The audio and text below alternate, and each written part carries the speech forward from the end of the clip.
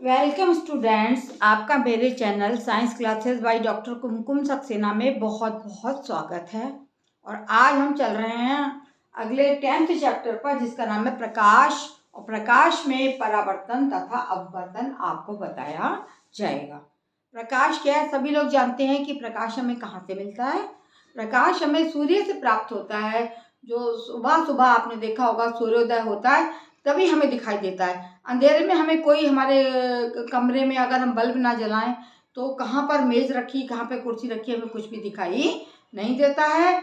तो प्रकाश जो है वो एक प्रकार की ऊर्जा है, और वो जब अन्य वस्तुओं पे पड़ता है तो हमें वस्तुएं दिखाई पड़ती हैं। और प्रकाश जब वस्तुओं पे पड़ेगा तो वो परावर्तित होगा, और परावर्तित होकर वो प्रकाश जो है हमारी आँख पे पड़ता है, और तब हमें वस्तुएं दिखाई देती हैं। इसका मतलब प्रकाश एक स्रोत है और आँख जो है एक यंत्र है जो हमें वस्तुओं को देखने के लिए हमारी मदद करती हैं, हमें दिखाती हैं। तो प्रकाश के बिना शायद जीवन अधूरा है इंसान का। यदि सूर्य ना उदय हो तो कुछ भी कार्य नहीं होंगे। सबसे पहले मैं प्राकृतिक स्रोतों के बारे में बताऊंगी कि प्रकाश के प्राकृतिक स्रोत होते हैं और मानव निर्मित स्रोत भी होते हैं। दो प्रकाश के स्रोत होते हैं। प्राकृतिक स्रोत प्रकाश के, प्राकृतिक स्रोत यानी जो प्रकृति से प्राप्त होते हैं, जो आप जानते हैं जो प्रकृति हमें प्रदान करती है, वो कहलाते हैं प्राकृतिक स्रोत। जैसे सूर्य और तारे। सूर्य में भी प्रकाश होता है और तारों में भी प्रकाश होता है ना। इनको जो है वो स्वयं ये जब रात में निकलते हैं तो खुद चमकते हैं। भले ही पृथ्वी पर उनकी रोशनी इतनी तीव्र नहीं होती है, लेकिन ये दिखते हैं चमकते हुए। इनको कोई दूसरा नहीं जलाता है, ये स्वयं के प्रकाश से चमकते हैं। और दूसरा है मानव निर्मित। मानव निर्मित माने मनुष्य जिन स्रोतों को बनाता है उन्हें बोलते हैं हम मानव निर्मित स्रोत। मानव निर्मित स्रोत कौन से होते हैं? जैसे आपने मोमबत्ती जलाई या बल्ब जलाया तो ये सब कहलाते हैं आपके मानव निर्मित स्रोत। मोमबत्ती का जलना, बल्ब का जलना। और चंद्रमा भी नहीं, चंद्रमा जो है वो नहीं दिखाई को भी दिखाई नहीं देता है। चंद्रमा किसके प्रकाश से चमकता है? ये भी सूर्य के प्रकाश से चमकता है। तो मोमबत्ती और बल्ब, विद्युत का बल्ब जो होता है वो मानव निर्मित स्रोत है। जब आप कमरे में रॉड या बल्ब जला देते हैं तो आपको सारी चीजें स्पष्ट दिखाई देने लगती हैं। उससे पहले आपको कुछ भी दिखाई नहीं देता है। और प्राकृतिक स्रोत क्या है आपके? सूर्य और तारे।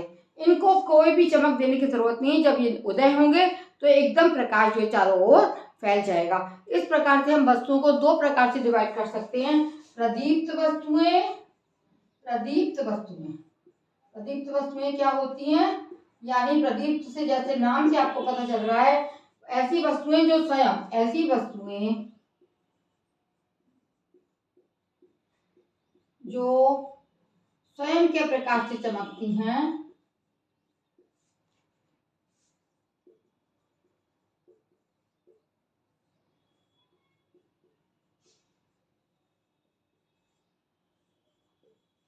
प्रदीप्त वस्तुएं कहलाती हैं। प्रदीप्त वस्तुएं कहलाती हैं। अब आपको इतनी देर में ये तो ज्ञान हो गया होगा अपने प्रकाश से कौन चमकता है। अब ये भी आपको मैंने बताया कि प्रदीप्त वस्तुएं कौन सी हैं जो अपने प्रकाश से चमकती हैं। अभी मैंने आपको इनका उदाहरण दिया था, सूर्य एवं तारे। ये अपने ही प्रकाश से चमकते हैं, इन्हें किसी दूसरे प्रकाश की जरूरत नहीं होती है। और अप्रदीप्त दूसरा कैटेगरी आती है वस्तुओं की, अप्रदीप्त वस्तुएं। वस्तुएं कौन सी होती हैं? ऐसी वस्तुएं, ऐसी वस्तुएं जो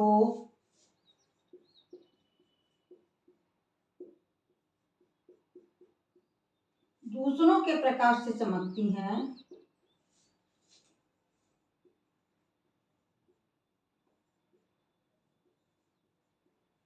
चमकना इनका कब होता है? जब दूसरों के प्रकाश से चमकती हैं तो इन्हें अप्रदीप्त वस्तुएं कहते हैं। अप्रदीप्त वस्तुएं कहते हैं।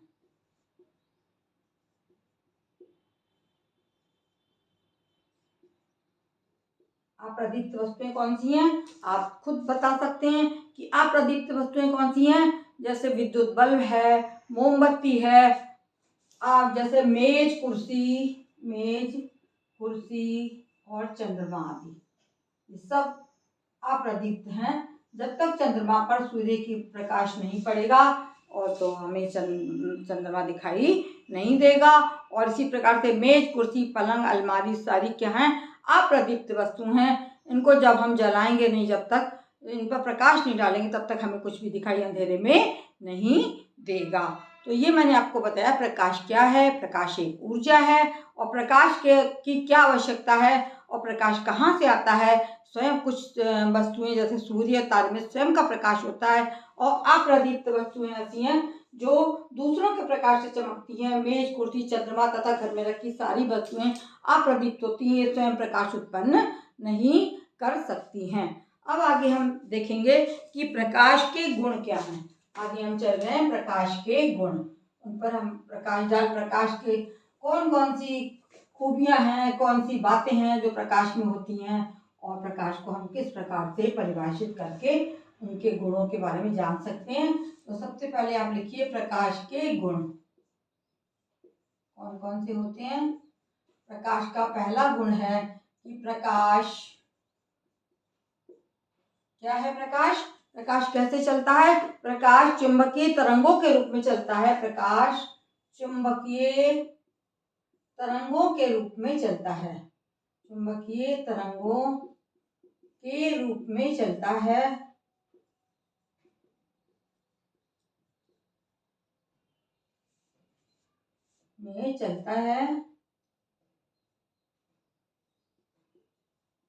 और दूसरा गुण है इसका कि प्रकाश जो है वो सीधी रेखा में भी चलता है। और एक सीधी रेखा में जो चलता है उसको हम क्या बोलते हैं? प्रकाश किरण।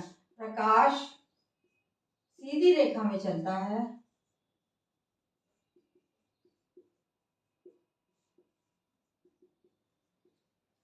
जिसे हम क्या कहते हैं? जिसे हम प्रकाश किरण कहते हैं।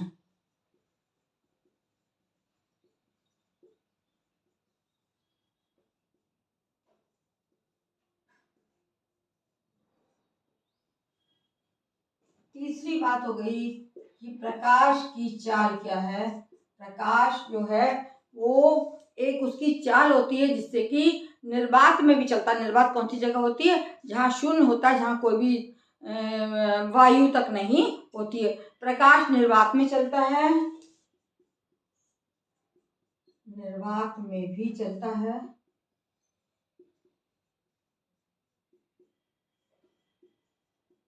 इसकी गति या चाल क्या होती है? गति बोलते हैं मूवमेंट को या चाल को। 3 × 10⁸ मीटर प्रति सेकंड। इसकी चाल क्या होती है? 3 × 10⁸ मीटर प्रति सेकंड। यानी एक सेकंड में ये 3 और गुणा 10 को 8 टाइम गुणा कर दो, उस उतने मीटर एक सेकंड में ये चल सकता है। तो आप समझ सकते हैं कि कितनी तेज स्पीड हो गई प्रकाश की किरणों की चलने की, कितनी तेजी से हमारे पास में ये पहुंचती हैं। और प्रकाश पारदर्शी माध्यम से गुजरता है। पारदर्शी माध्यम अभी मैं आपको बताऊंगी जिसके आर पार देखा जा सके। पारदर्शी माध्यमों से गुजरता है।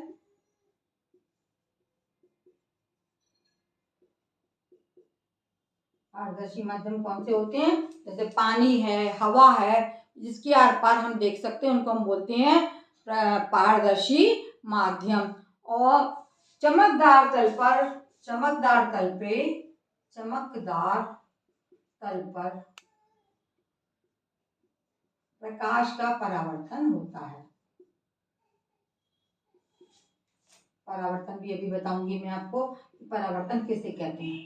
परावर्तन होता है यानी चमकदार तल पे पड़ने पर प्रकाश जो है वो वापस लौट जाता है और दूसरे लौट के वो दिखाई देता है। तो इस प्रकार से एक माध्यम से दूसरे माध्यम में जब प्रकाश जाता है, एक माध्यम से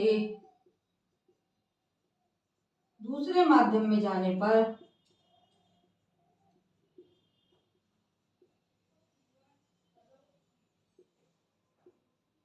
जाने पर प्रकाश का अपवर्तन होता है। प्रकाश का अपवर्तन होता है।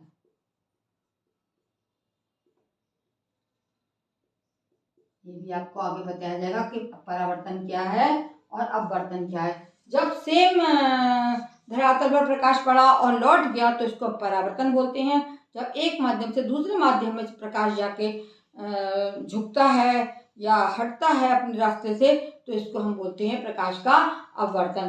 दृश्य प्रकाश की तरंग दैर्ध्य के बारे में बताऊंगी। दृश्य प्रकाश की तरंग दैर्ध्य में तरंग की लंबाई होती है। ये दृश्य प्रकाश की तरंग दैर्ध्य कितनी होगी, जो एक कैलकुलेटरी वो है 3900 आर्मस्ट्रॉन्ग से 3900 डिग्री आर्मस्ट्रॉन्ग से ये तुम्हारी कहाँ तक पहुंच जाती है, ये तुम्हारी 7800 डिग्री आर्मस्ट्रॉन्ग, ए से मतलब है आर्मस्ट्रॉन्ग तक, आर्मस्ट्रॉन्ग इसका एक यूनिट है, आर्मस्ट्रॉन्ग तक पहुंच जाती है। ये क्या है, दृश्य प्रकाश की तरंग दैर्ध्य।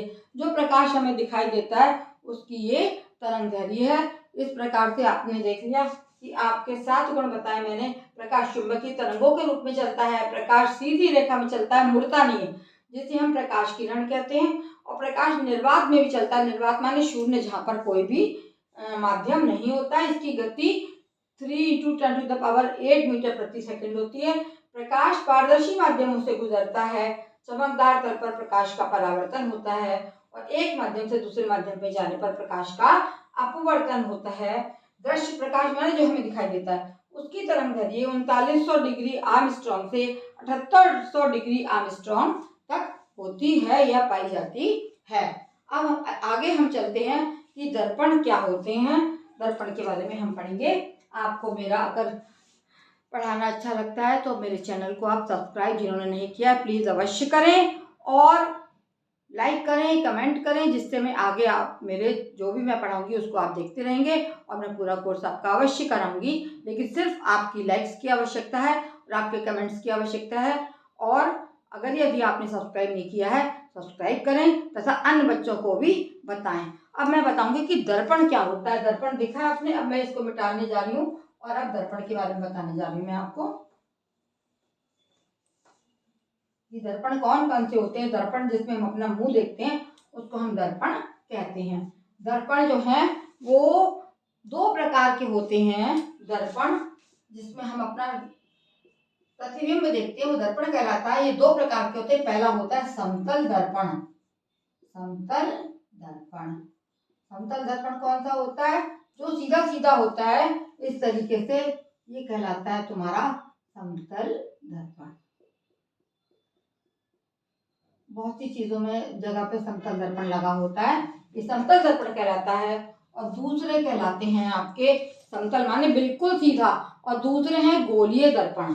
गोलीय दर्पण, गोलीय दर्पण मैं बताती हूँ क्या होता है। गोलीय दर्पण जो है वो यदि हम एक गोले के आधे भाग पे चमकदार पॉलिश कर दें तो वो गोली दर्पण कहलाएगा। आधा हिस्सा इधर आ जाएगा, आधा हिस्सा इसका उधर आ जाएगा। इस प्रकार से ये 2 तरीके से हो जाता है। इस तरह एक आकृति ये होगी जिसमें कि पॉलिश जो है बाहर की ओर करी हुई है, इसका नाम है अवतल दर्पण। अवतल दर्पण। और दूसरा है उत्तल दर्पण। उत्तल दर्पण क्या होता है, उत्तल दर्पण को आप देखिए ये इस तरीके से, इसका जो घिसा हुआ भाग है, उभरा हुआ भाग वो इधर को आएगा, यानी इसमें अंदर से परावर्तन होगा और इसमें जो है ये अंदर की ओर पॉलिश हो जाएगी और उभरे हुए तल पर से परावर्तन होगा। इसको हम बोलते हैं उत्तल दर्पण। ये कहलाएगा तुम्हारा उत्तल दर्पण। दोनों दर्पणों के बारे में आप ठीक से याद कर लें, समझ लें कि समतल दर्पण कौन सा होगा। और समतल दर्पण जो बिल्कुल सीधा होगा। गोलीय दर्पण का अगर गोले के 2 भागों को हम तोड़ दें और इसमें बाहर की ओर पॉलिश है और यहाँ से अगर परावर्तन हो रहा है, गोले के अंदर की ओर से परावर्तन हो रहा है तो किरण जा रही है और आ रही है, तो इसको हम कहेंगे, इस तरीके से समझिए सीधी रेखा में प्रकाश चलता है ना। और अगर ये ऐसे जा रहा है और ऐसे आ रहा है तो ये कहलाएगा अवतल दर्पण। और उत्तल दर्पण क्या होता है, जिसमें अंदर का भाग पे पॉलिश होगी, उभरे हुए भाग से जो है परावर्तन होगा। इस तरीके से प्रकाश की किरण जाएगी और इस तरीके से ये लौट पड़ेगी। इसको हम बोलते हैं उत्तल दर्पण। दोनों दर्पणों का अंतर आपको समझना चाहिए। इसमें परावर्तक तल जो है वो अंदर की होता है। अवतल दर्पण में, अवतल दर्पण पहला, अवतल, अवतल थोड़ा साफ लिख देती हूँ मैं, अवतल दर्पण जिसमें ऐसा दर्पण, ऐसा दर्पण जिसमें परावर्तक तल जो कहाँ पर होगा, जिसमें परावर्तक तल, परावर्तक तल कहाँ होता है, परावर्तक तल तुम्हारा अवतल दर्पण के सामने दिखाई होता है। परावर्तक तल कहाँ पर है, ये परावर्तक तल अंदर की ओर होता है, अंदर की ओर देख रहे हैं, ये देखिए ये अंदर की ओर है परावर्तक तल, और पाया जाता है। और उत्तल दर्पण कौन सा है,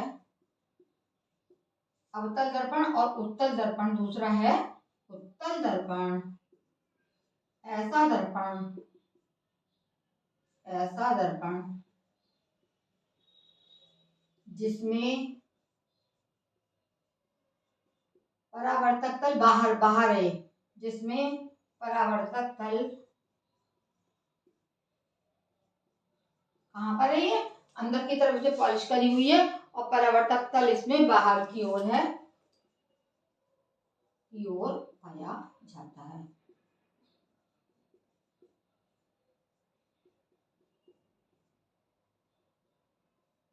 इसको हम कहते हैं, तो अवतल दर्पण, उत्तल दर्पण, दो प्रकार के दर्पण हो गए, इनको ठीक से समझ लीजिए। दर्पण दो प्रकार के, समतल दर्पण और गोली दर्पण। गोली दर्पण में फिर ये हो गया ए अवतल दर्पण और इसको बी मान लो, ये बी हो गया तुम्हारा उत्तल दर्पण। अवतल दर्पण कौन सा है, ऐसा दर्पण जिसमें परावर्तक तल अंदर की ओर होता है, ये किरण आई और अंदर से ऐसे करके लौट गई। और उत्तल दर्पण क्या होगा, ऐसा दर्पण जिसमें परावर्तक तल बाहर की ओर पाया जाता है, ये देखिए, और परावर्तन किधर से हो रहा है, परावर्तक तल बाहर की ओर पाया जाता है और इधर की ओर से, बाहर की ओर से ये किरण जा रही है और इस तरीके से लौट जाएगी। ये तुम्हारा एक रफ इंट्रोडक्शन हो गया कि दर्पण किसे कहते हैं, प्रकाश क्या होता है। अब अगले चैप्टर में मैं इससे संबंधित कुछ परिभाषाओं के बारे में बताऊंगी। मेरा जो लेक्चर है उसको देखने के लिए बहुत बहुत धन्यवाद बच्चों। ऐसे ही आप देखते रहिए और आपको समझ में आता रहेगा। यूपी बोर्ड वालों के और सीबीएसई दोनों देख सकते हैं। सिर्फ ये है कि भाषा में हिंदी रखती हूँ, लेकिन जो है सीबीएसई वालों को इंग्लिश के टर्म्स भी मैं यूज़ करती हूँ, जिनसे वो कॉन्वेक्स और कॉन्केव लेंस बताऊंगी, तो वो दोनों तरीके के लेंसेज को समझ, लेंस कॉन्केव मिरर और कॉन्केव मिरर और कॉन्वेक्स मिरर, ये दोनों के बारे में आपको बता दिया गया है। इससे अगले में मैं आपको अगली परिभाषा के बारे में बताऊंगी। धन्यवाद।